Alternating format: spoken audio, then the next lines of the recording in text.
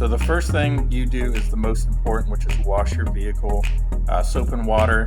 Make sure you get all of that dirt and debris off your vehicle. Dry it and then follow that with some rubbing alcohol. You'll want to wipe this down really well with rubbing alcohol. That's going to get rid of any wax, any oils, grease that did not come off during the washing process. This is the most important part to ensure that your decal adheres long-term to your vehicle. Now that you've laid the decal out on a flat surface, preferably indoors where you don't have the wind fighting against you, you want to start removing it from the paper backing. Very slowly. You might want to grab another person to assist you during this process because it's a larger decal and it can be difficult. Once you have it removed, or during the process of removal from that paper backing, it doesn't hurt it to spray it down. It helps to keep it from sticking to itself if it already has this wetting solution on it. You'll want to then go to the tailgate, spray your application fluid on it as well. Make sure they're both generously coated. Grab your partner.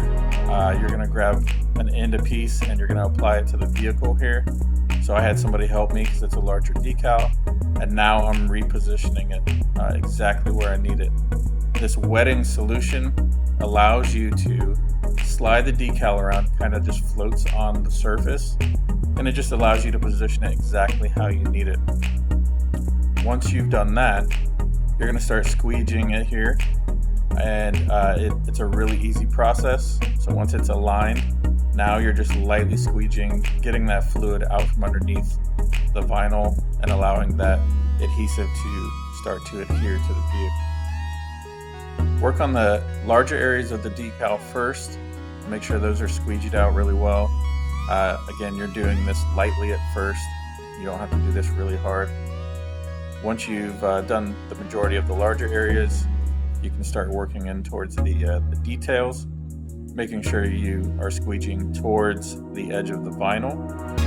If at any point you need to reposition the decal, because of the method that we're using here, the wet installation method, you can see I just lifted that decal up, repositioned it, got some folds out, some air bubbles out, and I'm re-squeegeeing it. So it works really well this way.